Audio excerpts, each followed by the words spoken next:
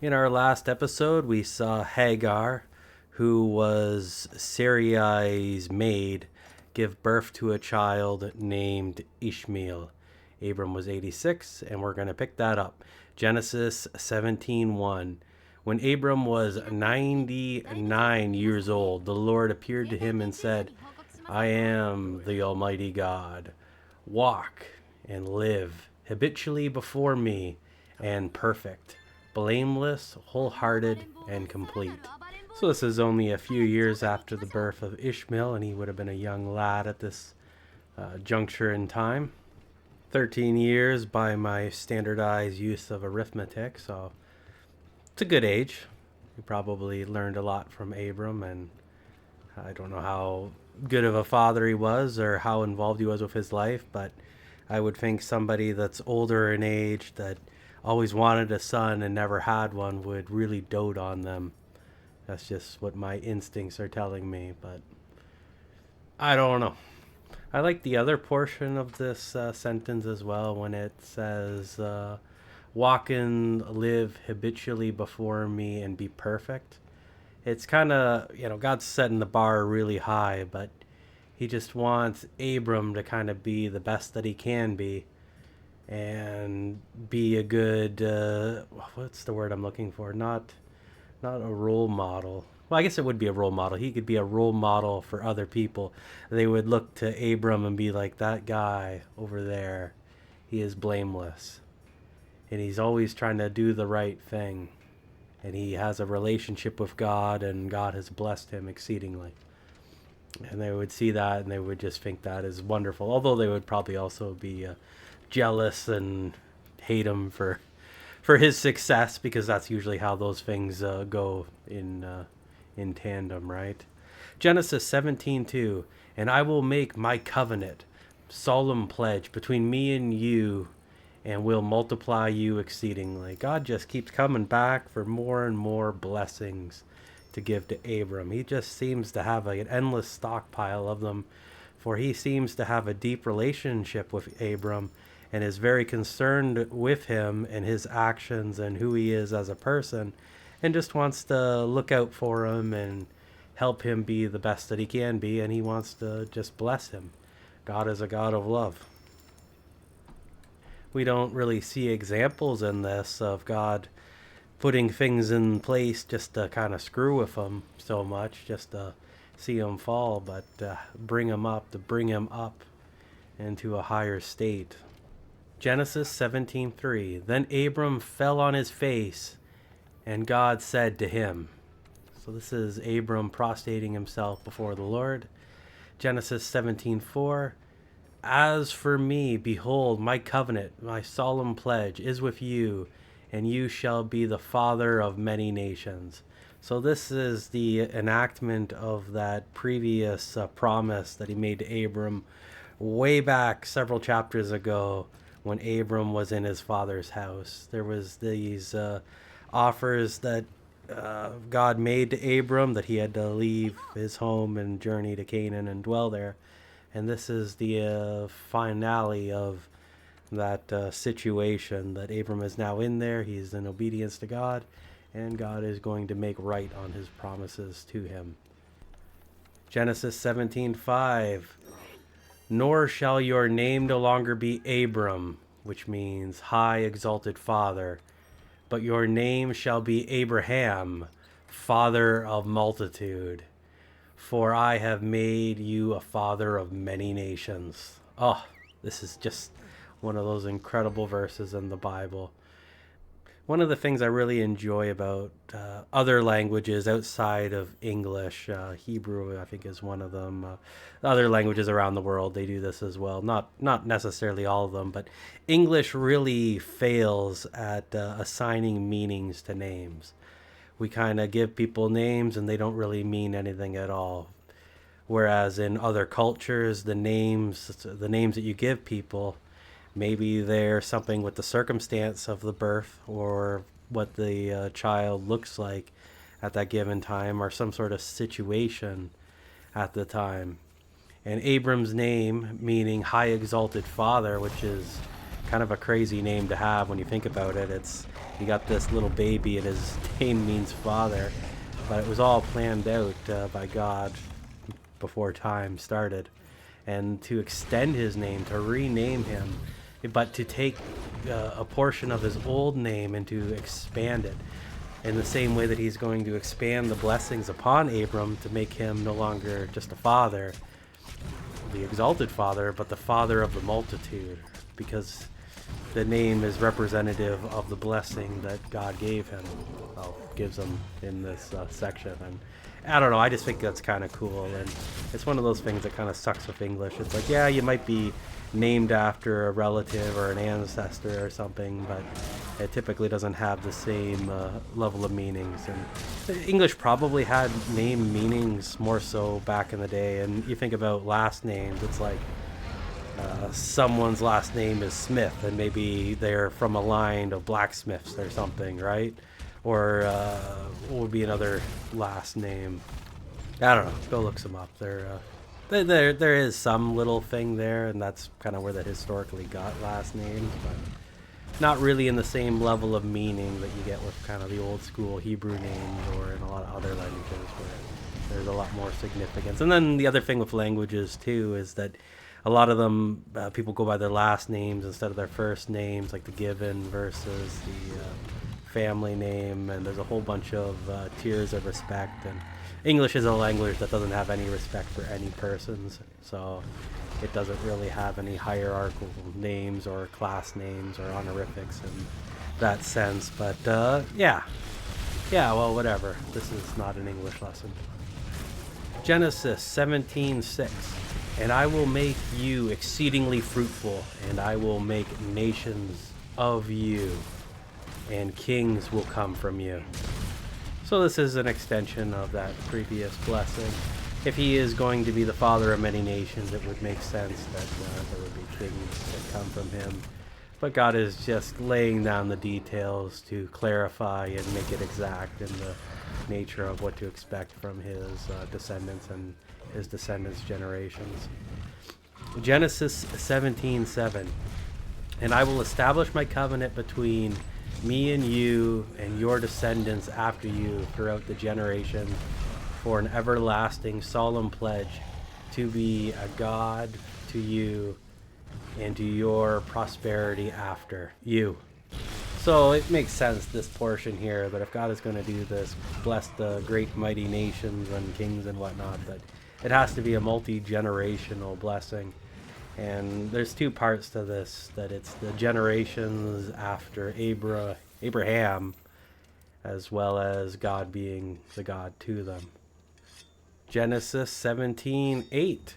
And I will give to you and your prosperity after you the land in which you are a stranger, going from place to place, all the land of Canaan for an everlasting possession, and I will be their God.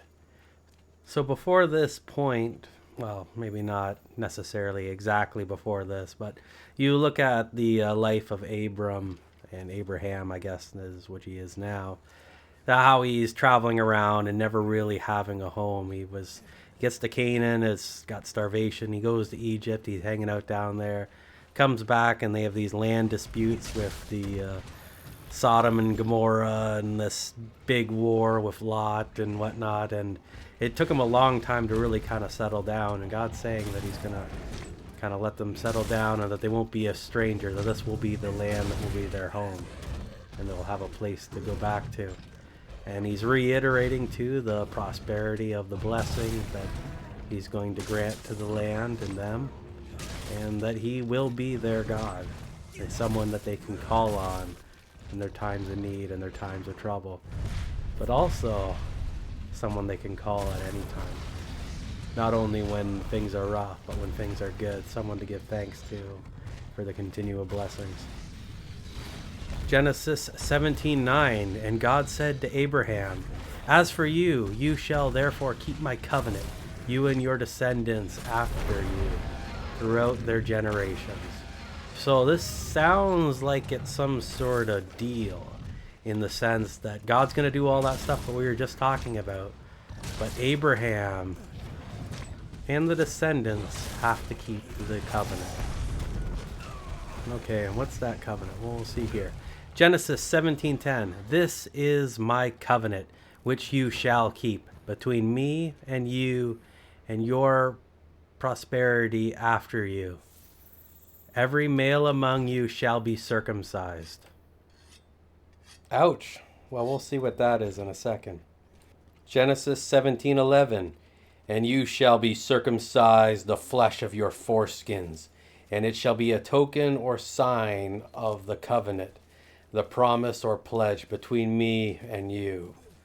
So this is the process of removing the foreskin on the genitals of the male offspring in the line of Abraham. Genesis 17:12. He who is 8 days old among you shall be circumcised, every male throughout your generations, whether born in your house or bought with your money from any foreigner, not of your offspring. So I've heard a lot of interesting stuff about this 8-day thing. Some of it's like something with the blood flow or whatever, that it makes the wound that is produced by the circumcision effect heal a lot better then than it would if it was done earlier or even a couple of days later. And I'm sure it was very unpleasant that they had to circumcise all the older people at this juncture in time. It was probably very unpleasant to go through, but this was one of those symbols of the covenant, and it was reflective on the people of Abraham that they were of God. This was kind of a marking that was put into the flesh to separate them from the world, because Abram's tribe and Abram's people need to be separated, for they have a lot more to do with God's future plan when it comes to dealing with the sin that was a result of the consumption of the fruit of the knowledge of good and evil, and rebuilding the relationship that was broken with God at that juncture in time. Process of fixing the wound that was caused by the first sin and the continual sin and falling short of humanity will be eventually remedied, and God has a plan for that, and he sets up many generations to pen out the details of how it's all going to be done before doing it, to let you know that it is his handiwork in the accomplishment of redemption, of rebuilding that relationship that was broken. The people of Abraham, they're a very big part of this, and we will see that as we move through the Old Testament and then going into the New. Genesis 17:14. The male who is not circumcised, that soul shall be cut off from his people. He has broken my covenant. So of the descendants of Abraham, the ones that decide not to do the circumcision, or I guess if they were to buy people, maybe that's like old school slavery, that if they are not circumcised, they're not going to be counted as Abraham's people and not the people of God, and they will be kind of kicked out from the promises that were made in this covenant. And you look at the promises in the covenant, they're absolutely incredible, so you definitely want to be a part of it. So it's just kind of a punishment for those who don't want to play ball. God is not joking around with this one. Genesis 17:15. And God said to Abraham, as for Sarai, your wife, you shall not call her name Sarai, but Sarah, princess. Her name shall be. So she is now going to be the princess of the lines of Abraham. In this translation, it doesn't really say what Sarai originally meant, but you can probably look up the old Hebrew to figure out what it was beforehand. Either way, God changed her name in the same way that he changed Abram's name to Abraham, that there is just a greater purpose now. Genesis 17:16. And I will bless her and give you a son by her. Yes, I will bless her, and she shall be a mother of nations. King of peoples shall come from her. So finally, she's going to be able to have a child, so she'll be pretty excited about this, I'm sure. Abram has quite a reaction to this. Genesis 17:17. Then Abram fell on his face and laughed and said in his heart, Shall a child be born to a man who is 100 years old? And shall Sarah, who is 90 years old, bear a son? He's kind of seeing this as a little bit ridiculous and kind of thinking of it as kind of an impossibility just due to the age and kind of understanding how fertility works. But for one thing, Abraham, I should say, because I'm going to keep screwing up his name just as a matter of habit now that I've said Abram so much, which was hard enough to learn in the first place. I've always said Abraham. So anyway, Abraham didn't have the benefit of having the book of Genesis.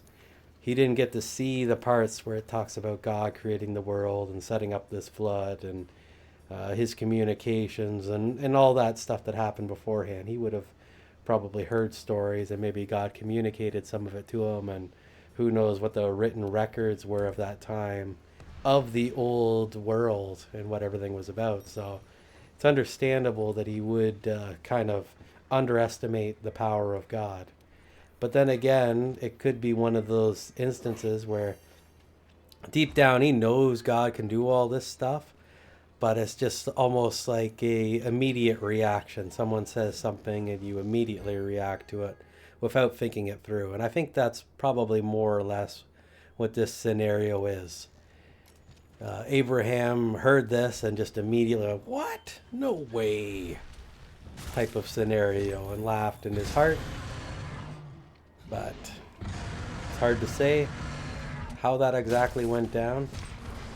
Genesis 17:18, and he said to God, "Oh, that Ishmael might live before you." So he is trying to say that maybe all this can come through his son Ishmael. Ishmael could be the blessed one. But Genesis 17:19, but God said, "Sarah your wife shall bear you a son indeed, and you shall call his name Isaac," laughter. "And I will establish my covenant or solemn pledge with him for an everlasting covenant, and with his prosperity after him." Posterity. I think I've mispronounced that word several times now. Anyway, named him Laughter because Abraham laughed. Well, there you go. God has a sense of humor, and this is one of those situations, namely the child after the event that occurred before, right? Anyway, Abraham, he would have liked for his first son to be able to inherit the promises of God, Ishmael, but unfortunately he did not have the right birth mother, and maybe his temperament wasn't the right one to fulfill what God desired in Abraham and Abraham's descendants. So Sarah, his wife, is now going to give birth to a child that will be able to do what God wants him to be, the person that he wants him to be. Probably in the same way with the habitually blameless, wholehearted, and complete. Be the right state of mind, the right person for the right job. I am sure Abraham is a little bit dejected that his first son, Ishmael, is not going to receive the blessing of the family line. But in Genesis 17:20, and for Ishmael I have heard and heeded you. Behold, I will bless him and make him fruitful and will multiply him exceedingly. He will be the father of 12 princes, and I will make him a great nation. So God is not going to forget about Ishmael. He's still going to bless him, but the family line and the descendants that are kind of more relative to the story of the coming salvation of humanity is going to come down the line of Isaac. And Ishmael is still going to be blessed, and he's going to become great nations, but Isaac is going to be who we are probably going to focus on more throughout the Bible in the Old Testament.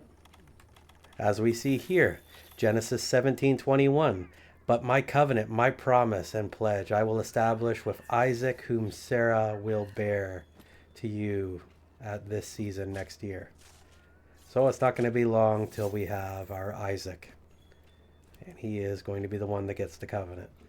Genesis 17:22, and God stopped talking with him and went up from Abraham. So he probably left and just flew off into the air and disappeared. Genesis 17:23. And Abraham took Isaac his son, and all who were born in his house, and all who were bought with money, every male, those of Abraham's house, and circumcised them that very same day as God had said to him. This house was probably pretty big at the time, so they were probably doing it morning to night, but or whenever God left. It's just Abraham didn't screw around. He did what God said to do, and he did it right away. He didn't wait. He didn't point it off. He didn't say, "Oh, well, I'll wait for a season." No, he did what God ordered right away, and that's good. It's good to be obedient to the Lord. Genesis 17:24. And Abraham was 99 years old when he was circumcised. Genesis 17:25. And Ishmael his son was 13 years old when he was circumcised. Genesis 17:26. And on the very same day Abraham was circumcised, and Ishmael his son was as well. Genesis 17:27. And all the men of his house, both those born in the house and those who were bought with money from a foreigner, were circumcised along with him.